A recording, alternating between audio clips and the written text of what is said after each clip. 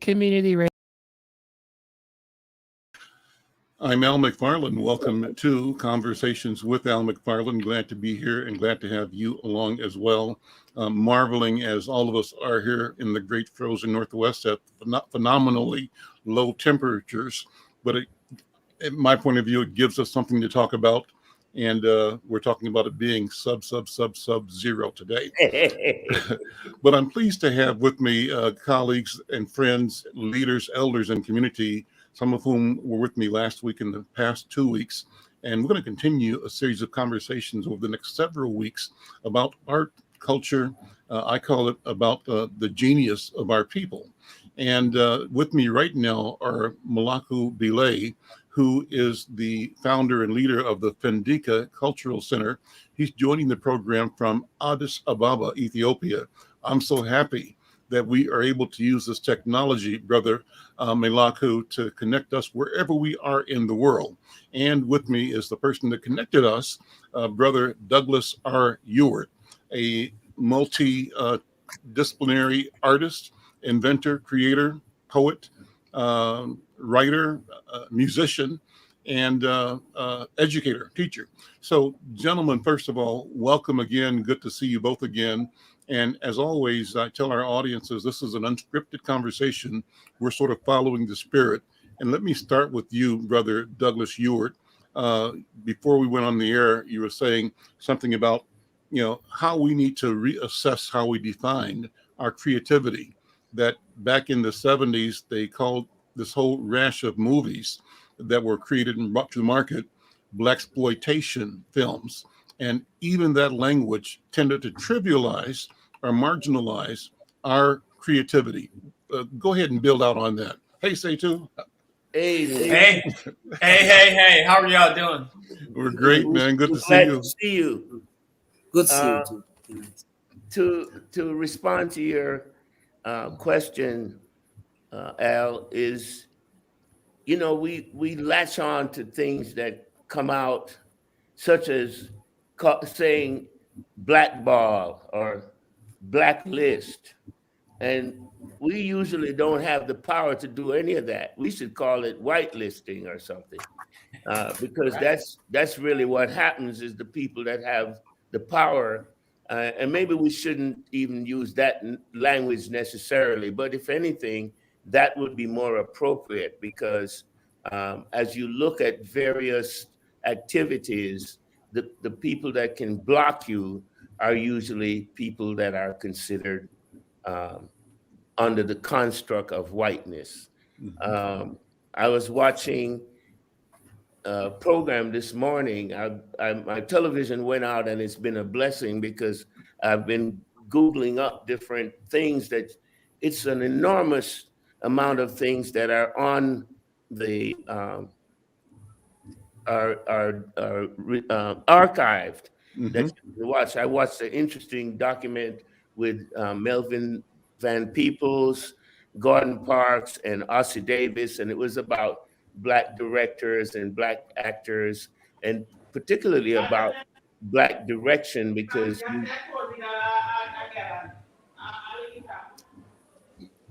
Brother Bayeti, I have a, yeah, there you go. Thank you. Yeah, go ahead. So the point is, for example, with the blaxploitation nomenclature, we're downgrading a crucial point for Black actors and Black directors and Black filmmakers. It was crucial. It was a crucial time. We were showing Blacks as being heroic in ways that never was made in film before. These films were very successful. Nothing is ever perfect, but this was an important needle mover in terms of Black control, Black creativity, Black people seeing themselves on the silver screen, and an important time. And so I hear some of I hear many people actually. Some of them consider themselves real great thinkers using black exploitation in a negative way, and we should look at the positive aspects of what occurred as a result of that time, um, and that it was a very short-lived period. And when we look at how difficult it is to break into film, because film is one of the most powerful mediums in that it uses narrative, it uses the sonic elements, and then you have the mime aspect of it. It's huge in terms of the various as an interdisciplinary form. It's one of the most powerful things that devices, if you will, for any people, and particularly for Black people.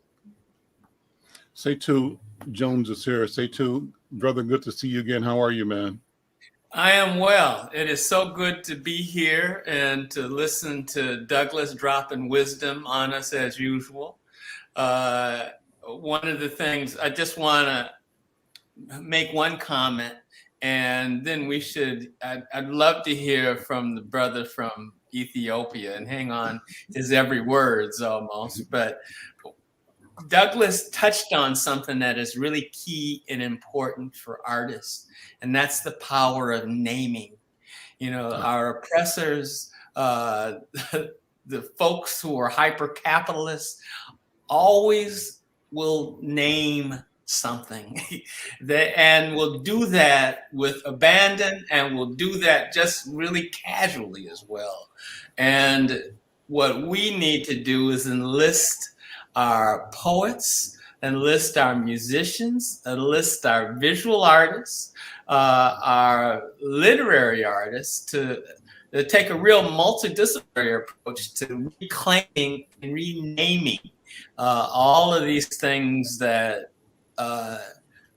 we're doing. I mean, Douglas is a key proponent to talk about African-American music and the African-American music tradition, as opposed to just labeling it jazz.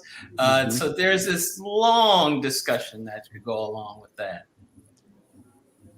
Malaku Bile is joining us from Ethiopia. Again, it excites me that we're able to use the technology today to connect. Who was on the call, who will come back in a couple of seconds. We lost him probably with connection problems. From Jamaica is a brother that I have met only watching him on TV, but he should be back in the program in a couple of seconds. And again, that elevates the idea of our brother. There he is. Alkali Bayete, boom, boom, is joining us from Jamaica. Yes. I'm going to bring you in a second, brother Alkali, but we want to go straight to our brother from Ethiopia. And Alkali, I understand, is a Garveyite. And I speak to you as a person whose office is called the Marcus Garvey House in Minneapolis. I'm a Jamaican, right? I'm from St. Mary, though I was born here. So it's nice to connect with my home country and to connect with you. Douglas, you are also a Jamaican. Nice to connect with you in Jamaica right now.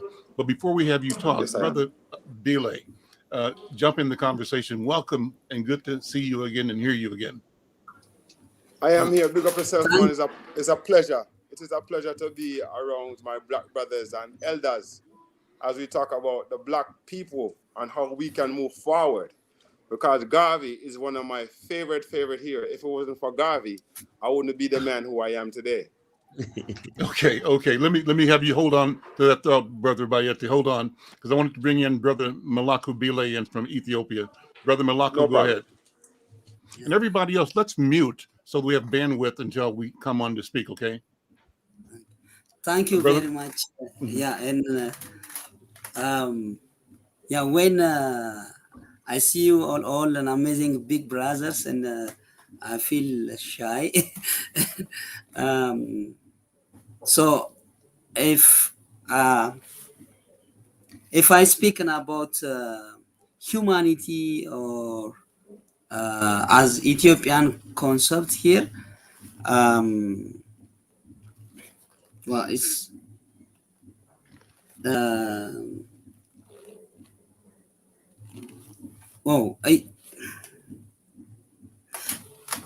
as Ethiopian concept is here, and we just speaking about just equality and justice, not like black and white, because we are equal, and with face to face we speak in here, and never less, never big, and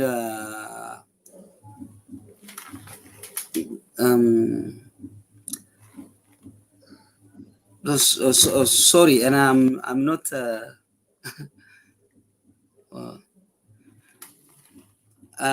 yeah, sorry, and just hello. Take your time, brother. Take your time. We're limited because we, at least I, can't speak Amharic or many of the other languages of Ethiopia. Okay, and I should to wait with please give my brother and from Jamaica, and after I will come back on it. Yeah, sorry. Yeah. Oh, sorry.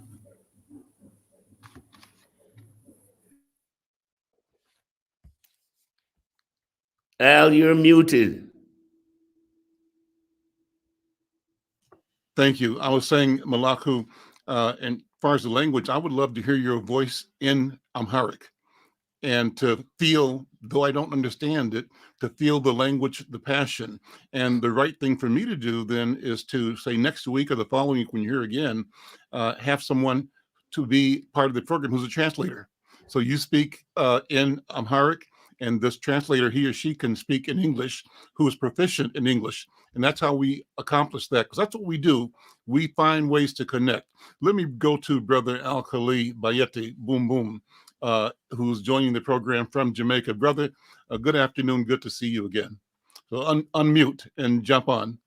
So talk about your work as an artist, and your work and the feeling of Marcus Garvey that is part of the inspiration for what you do.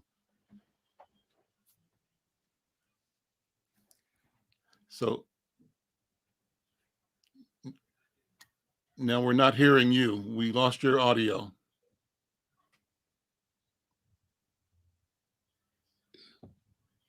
Try it again. Well, technology, such as it is.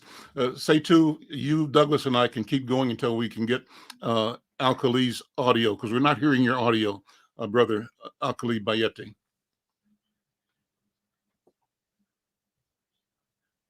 Say too, talk about the exhibit you've got going on right now at Homewood Studios. You're presenting portraits of yourself in various situations. What's the idea and what's the inspiration? For the last few years, I've been doing these images, these self-portraits in oil and water-based material, and sometimes even in metal. And I've been depicting myself in these roles that African-American men in particular have found themselves in for the last 400 years. So I did an image of myself as enslaved, one with hands up, another with myself in the Great Migration. And with all of these, just wanted to touch base is in a small way to recognize this long journey that we've been on. So this work is up for the next week or so at Homewood Studios right on Plymouth Avenue. And one thing that you should know, Malaku, that Al and Douglas and I are in Minnesota, where it currently is, I think, about 8 degrees below 0 Fahrenheit. And even with that, the struggle continues. So we'll all be out at some point in time, even in this weather. I wanted to pick up on something Brother Melaku mentioned, which is that, you know, we're working towards a better world for everyone.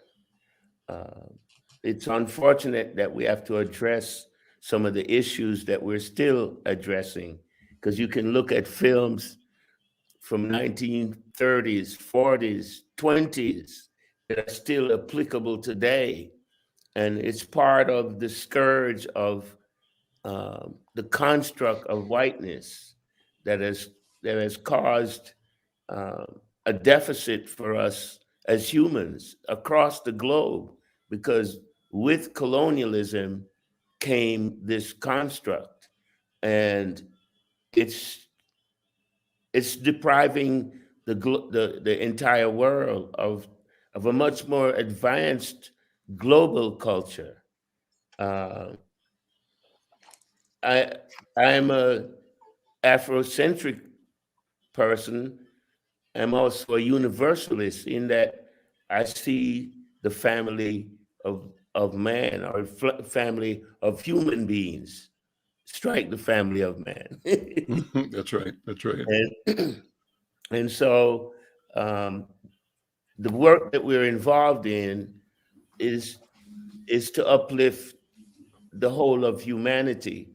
Of course, we have to also concentrate on the areas that needs attention and the shoring up, and so therefore we have to talk about the aspects of Black culture, what's happening with Black people, the deprivation that has we've experienced.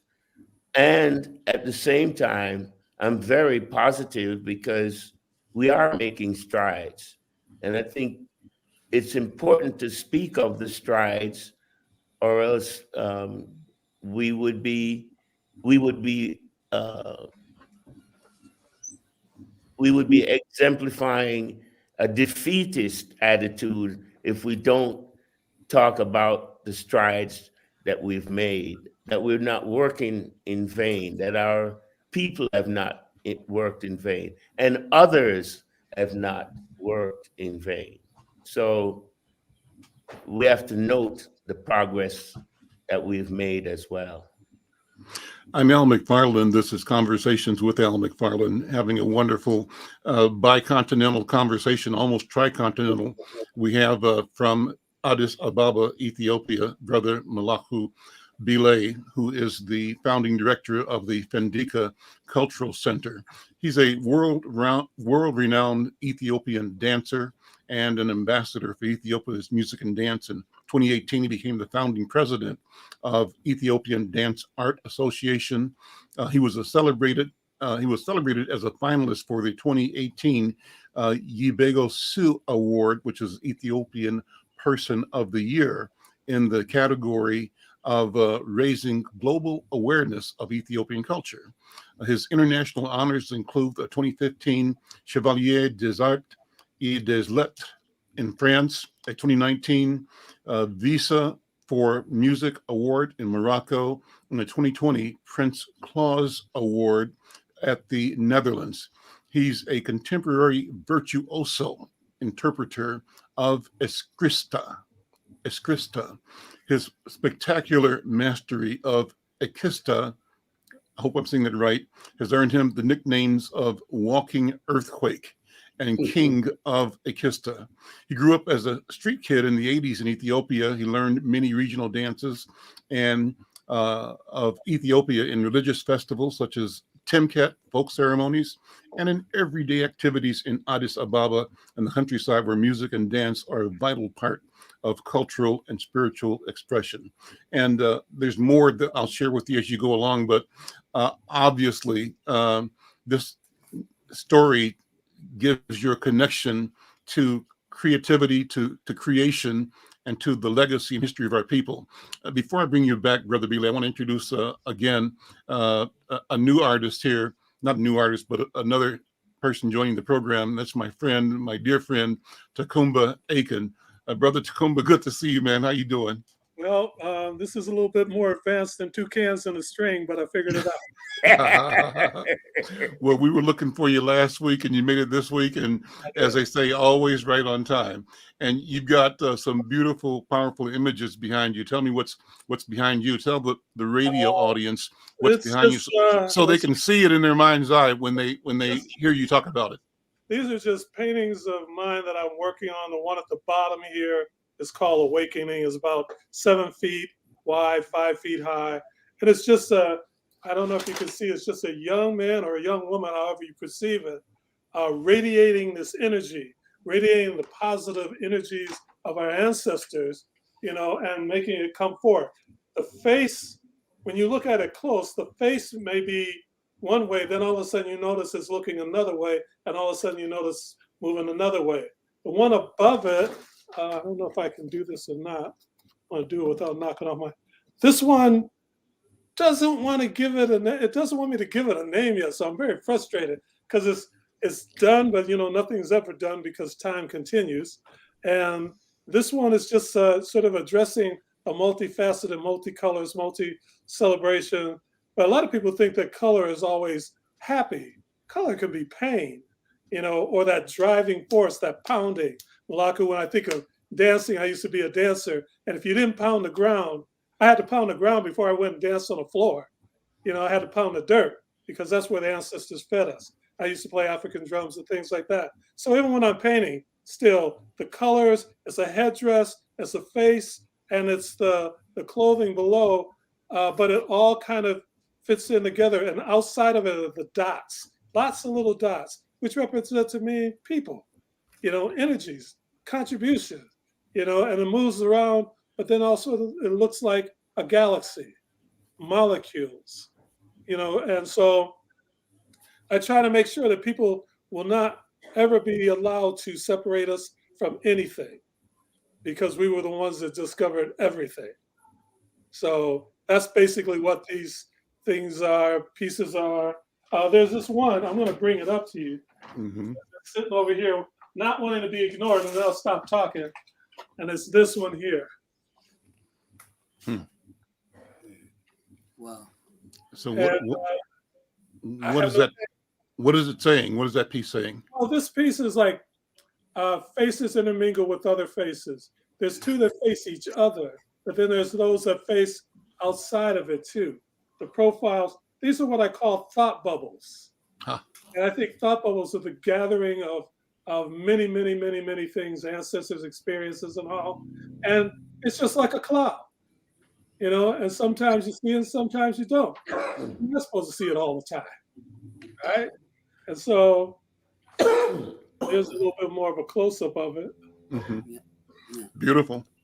Well, and I'm just sorry that the radio audience can't see it, but you're describing it properly. Yeah, I'll say it's like swirling lines, like when you take a pen and you swirl it all over, and you find the face in there, but these lines are red and black, and it's gold, and the spaces in between are colors like fabric, like it could be a Dinkra cloth or it could be G. Spin's cloth, but different kinds of cloth that you put together to represent the past people who have used it, and they've worn it, and instead of throwing it away, it just gets used again. Many cultures do that. They say, oh, no, don't throw it away. Let's just cut it up and then we'll make it this. We can make it the tent. We can make it the roof. We can make it the floor. We can make it the table cover. You don't throw your ancestors away. So hopefully when these paintings get older, they can just tear them off the canvas and make a coat. I don't know. It doesn't matter to me. I don't take ownership like that. I take the responsibility of delivering a story, a message.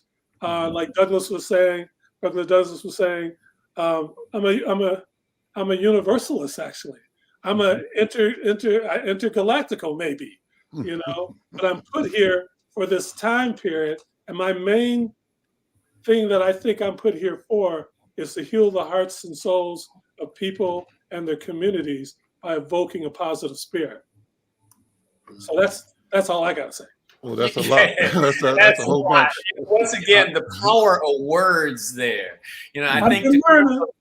I think Tacumba painted a visual picture for folks' imagination. To quote our dear beloved Bill Cotman, he would always say, "I will see you on the radio."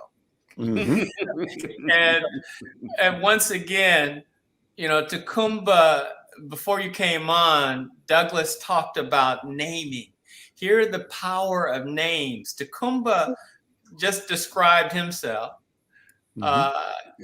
And we don't really have the words to describe the work and the passion and the love that goes into the work that you as you gave the description of Malaku's work and Douglas's work and Tacumba's work. These are all multidisciplinary, interdisciplinary artists that cross all kind of barriers, and there's no word really yet to describe them. And as Tacumba said, you know, this is in the grand outer space tradition of Sun Ra as well, too. I remember referencing him.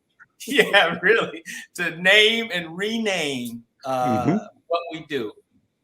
Douglas, you've got some phenomenal work in your background in the picture as well. Would you describe what that is and talk about it? This is called the People's Idiophone. And an idiophone is a percussive instrument. This instrument is made from recycled items, you know, old pots, pot covers, hubcaps, serving dishes, and there's a washboard. You might not be able to see it. It's over on the side. How does it sound? Yeah, can you play it? Yeah, play something. Wow. You know, and this is amazing. We're looking at it for those who are on radio. It's a 2-level rack. Oh, there we go.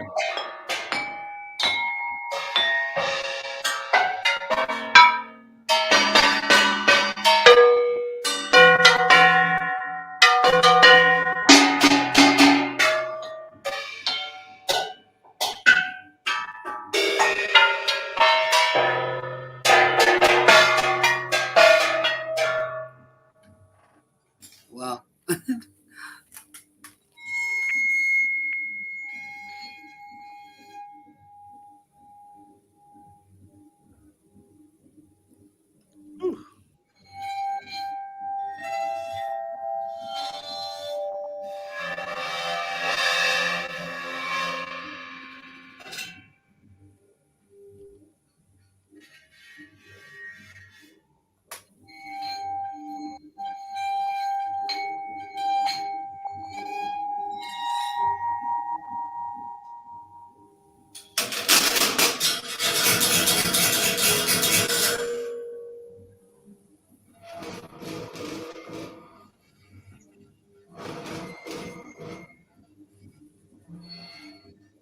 This instrument was set up outside of the military house for over a year so that people walking by could come and play it. It was near a bus stop, so a lot of people, I would just go there and sit and not, you know, let anybody knew who I was or that I had made it or anything. And it was just beautiful to see children, adults, and there was a man, a homeless man that came there every day to play it. I guess as a great outlet for him. But the point of it is that we can make things ourselves, and we don't have to always go and purchase things. And we can do simple things in the house where we play music together, because we've abdicated that aspect of the culture to where this notion of being entertained is so much a part of not living. Because if you can do this kind of expression together as a group, as a family, it's very galvanizing. It brings us together, and you have a greater appreciation for people that spend their whole lives as sound seekers or sound scientists, as they're sometimes called by people like Phil Coran, um, of, from originally from Missouri, actually I think from Tennessee and then Missouri and then Chicago. But utilizing your creativity, utilizing the things that are around you, repurposing items that are discarded. Um, I have an instrument here, and I won't take long. I'll just quickly show you.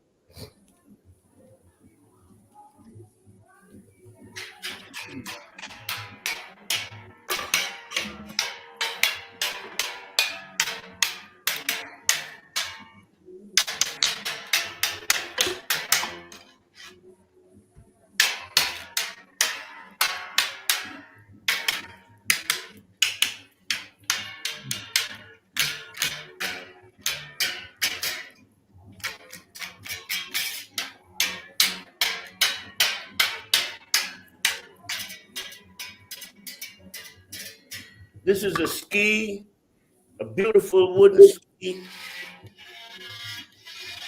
that was thrown away. And it's perfect for the hands. It's very durable. It's beautifully made. So it's sculpture, it's sonic, and at the same time, we're dealing with environmental issues. And it's as legitimate as any instrument, because all the instrument is a means of making a certain kind of expression possible. One more comment about that was in Ozzie Davis's talk with Melvin Van Peebles and Gordon Parks. He was talking about the advancement of music, that because of our history of being enslaved, language was taken from, being able to speak your language or to say anything or to write anything. And so the music had an opportunity to survive that and the dance. And so he was saying that eventually the other forms of expression, like writing and filmmaking, will get parallel to the music. And he used Louis Armstrong as an illustration to say when he was a boy, there were some things he didn't like about Louis Armstrong, the handkerchief and all that. But when he put that trumpet to his mouth, he was saying everything that he wanted to hear. The power of the music, the power of being. He said he could kill with that trumpet. He wasn't just talking about murdering in that way. He was talking about just the soul power of how a sound can envelop you and how it can transform people's conditions in so many ways. Yeah. Powerful. That statement leads me to think about the power of music, the power of the word, power of speech. Music in particular to destroy ignorance. Ignorance is our adversary, but ignorance exists in us and in others in the world. And where the ignorance becomes institutionalized, it creates structures that en masse, disables, disadvantages people. And our job, in my view, as creators and as human beings, is to work without end, without being tired, against the impact and against the presence of ignorance. That's the fight, is to seek and achieve and believe that we can achieve what I call liberation of ourselves, our community, our families, and of humanity. I think that's a role that we have both been assigned and have undertaken, and that we take it seriously, that we take this work seriously, and that seriousness is expressed, Douglas, in your art, your sound craft. You know, let me share with our listeners a little bit about you from your website. I'm reading, perhaps the best known as a composer, improviser, sculptor, and maker of masks and instruments, Douglas R. Ewart is also an educator, lecturer, arts organization consultant, and all-around visionary. In projects done in diverse media throughout an award-winning and widely acclaimed 40-year career, Mr. Ewart has woven his remarkably broad gifts into a single sensibility that encourages and celebrates as an antidote to the divisions and compartmentalization afflicting modern life, the wholeness of individuals and culturally active communities. It goes on, just a short sentence or two more. Born in Kingston, Jamaica in 1946, Douglas R. Ewart immigrated to Chicago, Illinois in the U.S. in 1963. His travels throughout the world and interactions with diverse people since then has again and again confirmed his view that the world is an interdependent entity. Great comment, great description, and a great way to connect with you. Takuma, when you were talking, you were mentioning the piece you're working on that hasn't given itself a name yet. Right. I love talking to you because you always talk like that, right? Well, and that's a wonderful thing. So talk about that. My ancestors taught me to talk. You know, it's like that's the thing about words. They used to call me deaf and dumb because I was told to speak when I was spoken to. So I just didn't say anything. Adults didn't talk to me, so all I did was listen, and I learned a lot more that way. But with my paintings, I would be arrogant if I gave them a name before they told me who they were. I'm still trying. I'm seeking. You know, even when I do it portraits of people, I'll go here's your portrait, and they'll say, well, what would you call it? I said your portrait, because I'm going to stay out of it. They want to name it whatever for whatever, you know, like for performance and stuff. I would do pointillism. A lot of people don't even know that I used to do realism and super realism, but it's in between the lines in between those dots where I looked and found things. You know, I find between trees, you know, when the wind blows a certain way, it makes the leaves make certain sounds there. But then another tree has a different sound because it has a different leaf. Or if it's a pine tree, it has a whistle, you know? And so for me, naming something is a very serious thing. When our parents gave us our name, we weren't playing about, oh, that's just a name, I'll change it later. You better not change your name. Mm. You can change it and you can lose yourself. You know, my grandmother came and gave me my name back when I was 8 years old. She had given it to my parents, and they were like, "Oh, we're up north now. We don't have to do that." But she came, and when she first said my name, it scared me because I always heard it in my head as a little kid. You know, she might have just whispered it when I talk to your grandmother for a second. That might be the only thing she was saying in my ear. But when I met this woman, it opened up a whole other thing. We went to Africa, opened up another thing, and Nigeria, you know, for Festac 77, you know, and Ghana, you know. Something that was clicking with me when Douglas was playing is that Douglas taught me how to make those, and we did that for our community. But one day, Douglas came up and showed me a brochure that I illustrated with Bea Richards on the cover and Sweet Honey and Rock on the bottom. It was for the celebration of the Kuba Workshop in Chicago. And then inside was Douglas and the group out of Chicago. What's the name of it, Douglas? Association for the Advancement of Creative Musicians, better known as AACM. So these are cats that even played on tree trunks, cut them out. You know, I mean, they were just amazing. But I never knew that. So I did something in the 70s that Douglas was inside the brochure because he showed it to me many years later. And I said, "Oh man, I lost that. Where'd you get that?" He said, "Oh man, it's mine." You know? And all of a sudden, I realized this cycle of life. I call it a Mobius strip. You know, it could go way out there and around, but it's picking up stuff and bringing it back. You know, and Tacumba, calling. let me jump in here, Tacumba. On the same thought, same wavelength. You sent out maybe a while ago a copy of a document that you did around Festech 77. You were in it, and it was something, maybe a piece organized by a sister. I can't remember her name, but I sent you a note back. Do you remember what I'm talking about now? Betty Saar? Betty, yeah. Is she still around? Is she still with us? Betty Saar is there. She's about 94 or something. I was. Oh, it might be in the other room. I was just looking at it. I saw that. So I sent you a note saying, is she still around? And if she isn't available, let's get her on the show. Yeah. You have to. I don't know. I can't get a hold of Betty myself. I'll have to try Allison. But she's in Oakland. Okay. But I was just reading it. I mean, I glanced through it a lot of times. It was her sketchbook of things that were going on here, and there were certain shrines that we couldn't take photographs, but she drew them. And then somebody, Robert Project, it's called a Robert Project, right, doing a show of hers and did the book.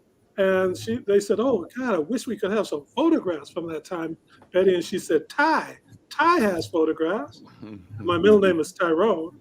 And they called me, and I'm like, "Yeah, but I don't know." And then my sister said, "Yes, you know."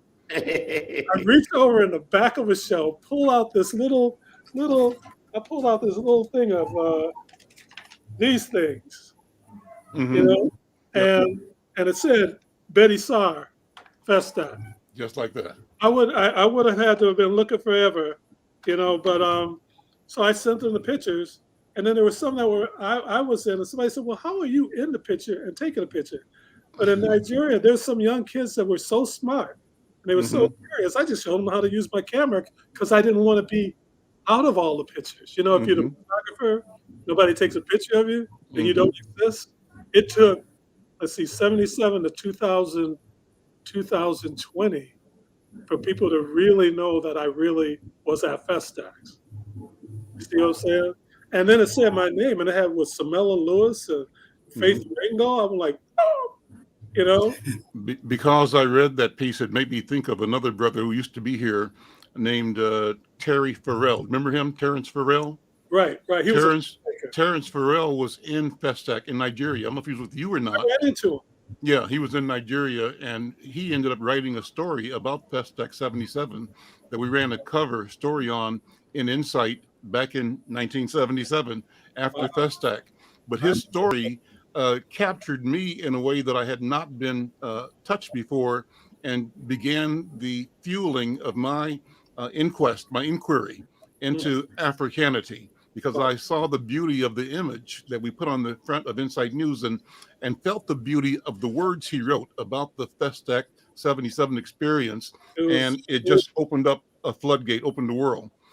So yeah, Douglas, I was hoping that brother Al-Khali could come back, because he's in Kingston. He's in, not Kingston, but in Jamaica right now. But I wanted to connect the two of you Jamaicans in conversation. He's a cook, among other things. He creates jewelry, art, and I have, here he is. I have a website up that says 80 years old Mama Ina cooks rice and peas with curry chicken, carrot, pineapple juice.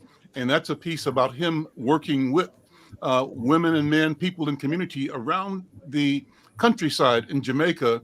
And they do these marvelous videos, and he's cooking and teaching at the same time.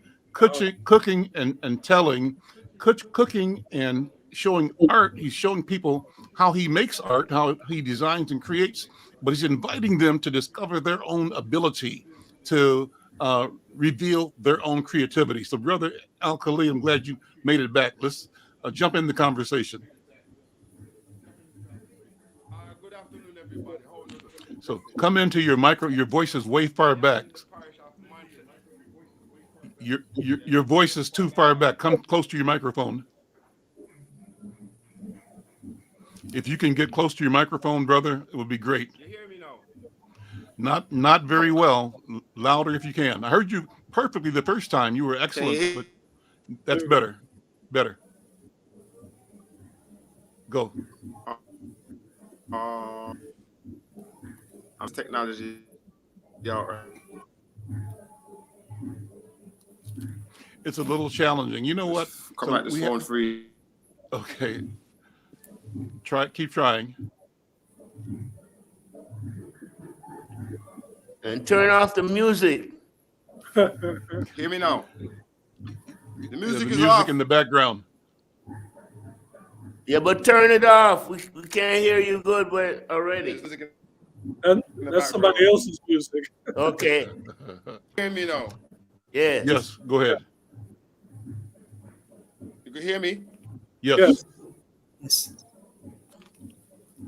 Give me one. Boom. Okay, we'll come back to you. So let's go to Malaku. Bile, Malaku, you've been listening and watching and observing, but we feel your spirit here. We feel the smile on your face that we see. Impressions, thoughts. One question I have for you.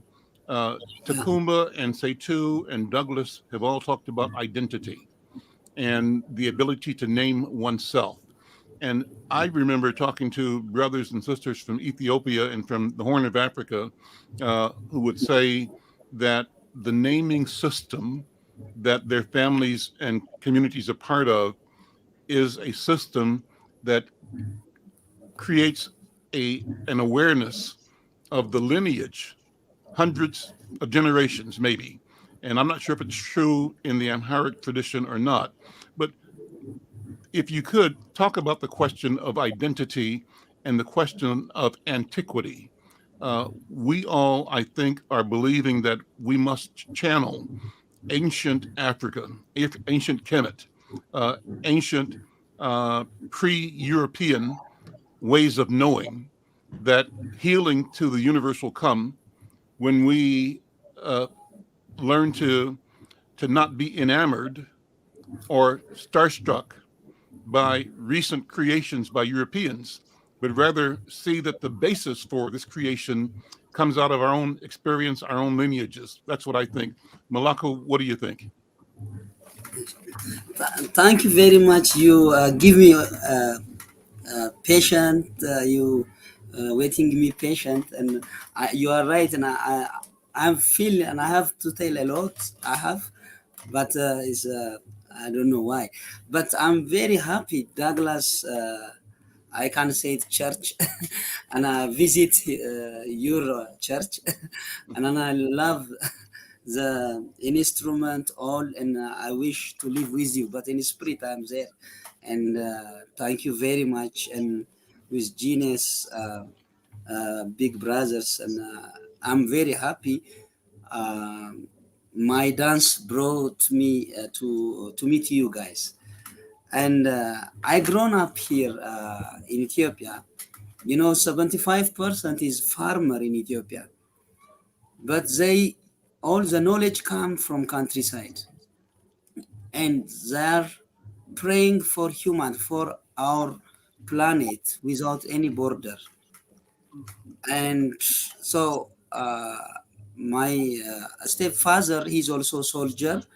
He go to in Second World War in supporting South Korea, and 6,000 soldiers go to South Korea to support in Haile Selassie time, Emperor Haile Selassie time.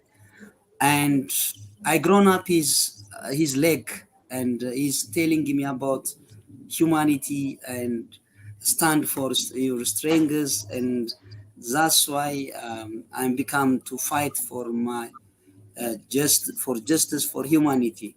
And so is a and when I always when grown up, even Emperor Minilik, he said when fighting with the Italian, when Mussolini come to later to writing for him, please, why is people die from us and from you? He never see less or afraid or so. Who are you? He said, and just he's always believing he's God, and he is for humanity. So Minilik is Emperor Minilik fighting for white people justice, for black people justice, for human being, and all in Ethiopia, all is Minilik, all is just fighting for human being. So, and when I grown up, that legacy I want to affect with my art and to make fighting for justice through my dance, through my culture, and I meet you, an amazing all bridges, and so I believe through the art to change the planet is our planet and our and I don't afraid we are small, and this way I believe individual way we meet together like this to change the world, to make balance, and so to make stay peace with art. and when people fighting with art is will be miserable and things go wrong, and or ego or power missing satisfaction, and but in the art is always giving healing, and that's why even I am in the street children, and the only thing is I'm have healing with my dance. My dance is not about like for money or something. It's all the racism, all the ego or justice, bureaucracy. When I dance, I forget everything. And so that's what I got opportunity. I wanted to share for my people, and I want their healing with that. And whatever come a struggle, when I have a difficulty, always I choose myself. I'm lucky because I want to fight him to win that and to make bright. And that way, from the street children become now and become big, vibrant, and I start challenging the government or the people through the art, and I put in a scale high. And now everybody struggle here in the country, and without any say, just I'm practicing, and is never starting, just a beginning. And when I come in US, the beginning and a very flashy, when I hate it and difficult, and in Ethiopia mostly when coming US, when they think to run away in the US, and it's an amazing. And I'm a street children. People think of me, I'm run away. When I arrive in US and I'm run away. But because they don't know what I am inside researching. And for me, opposite but time after time, I found an amazing people with art.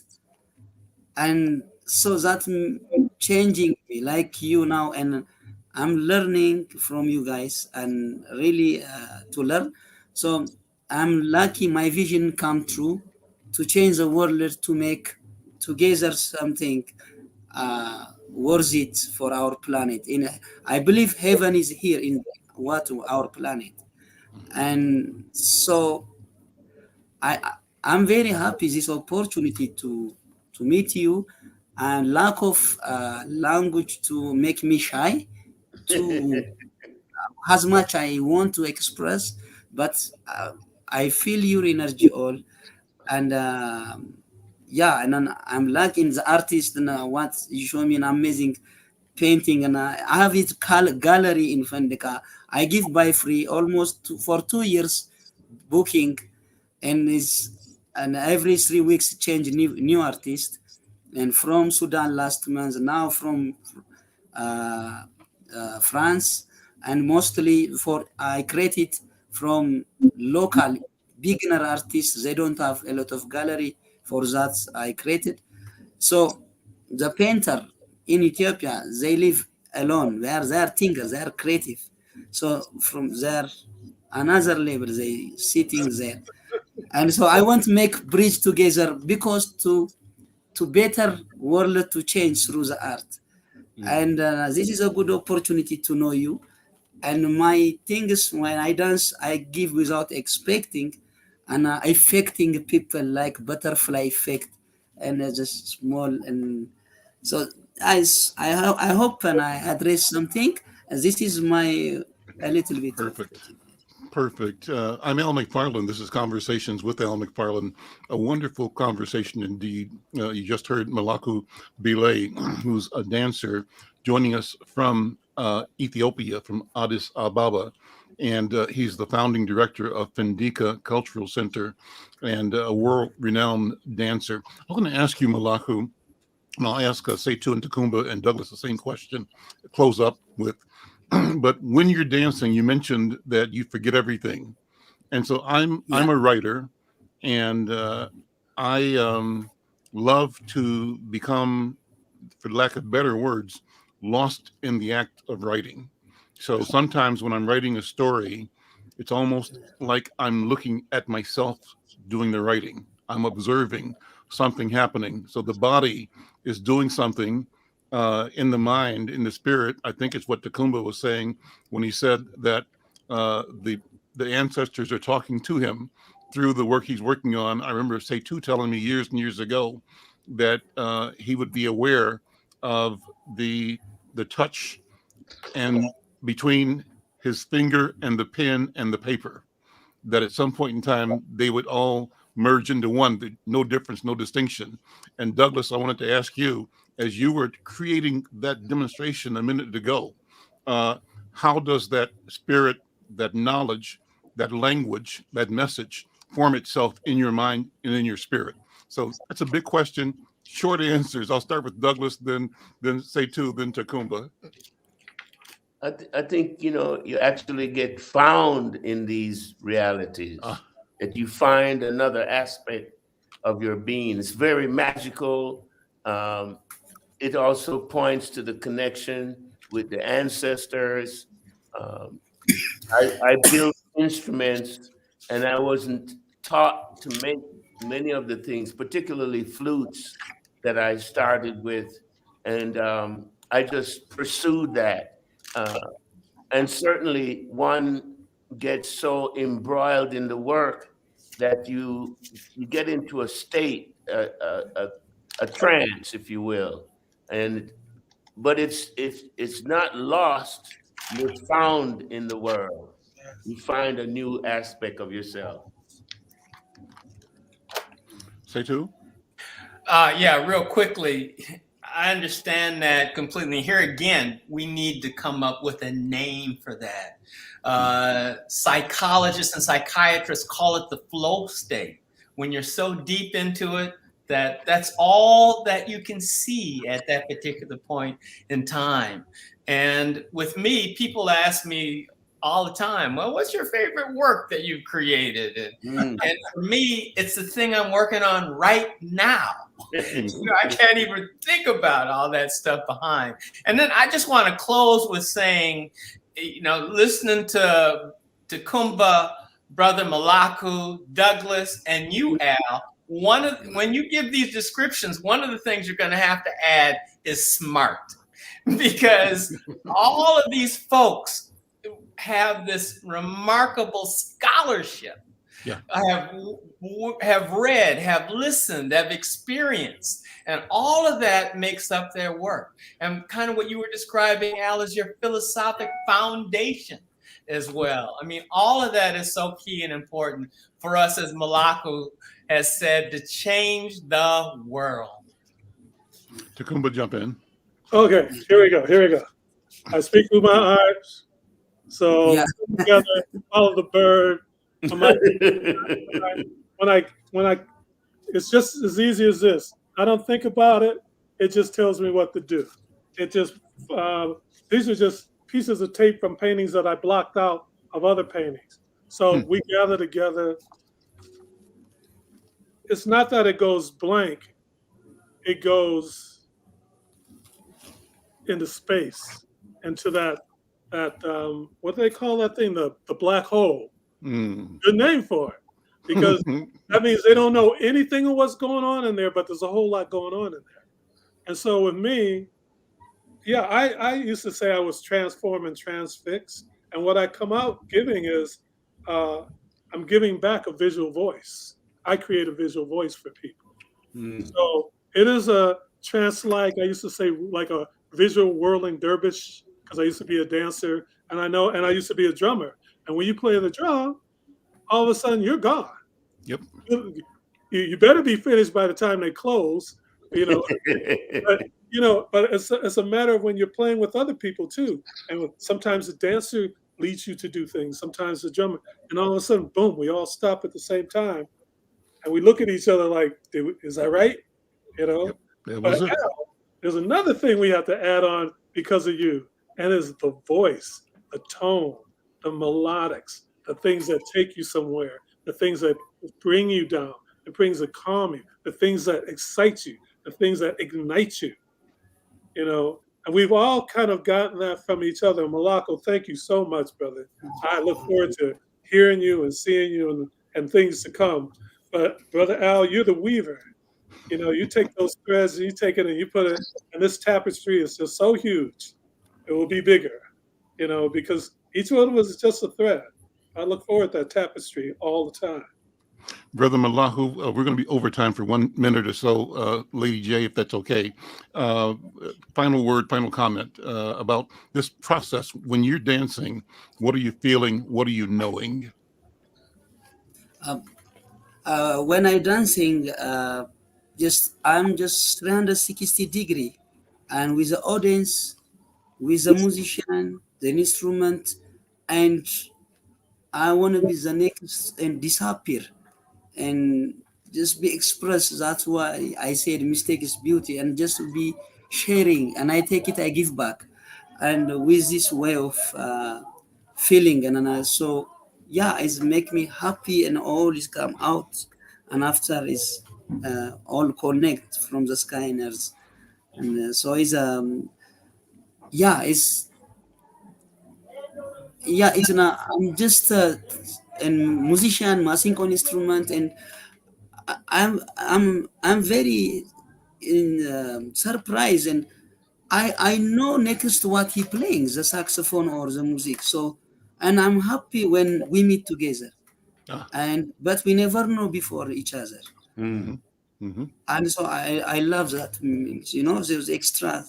Well, let me close with this idea. Thank you, Lady J, for letting me take an extra minute or so here.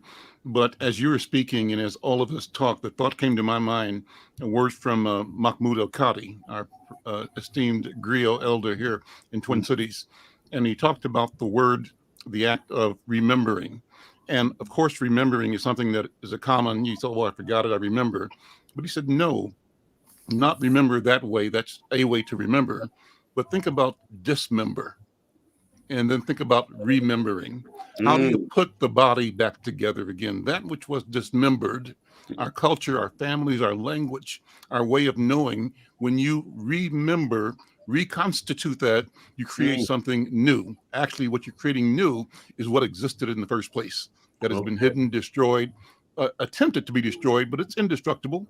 And it's a question of rediscovery. So listen, thank you all for being here. This has been a wonderful conversation. We're going to keep talking about art, creativity, and culture for the next several weeks. And for those of you listening in the audience or watching on Facebook or YouTube, thank you. Like the program, share it, tell people about it, join the conversation. I'm Al McFarlane. We'll see you next time.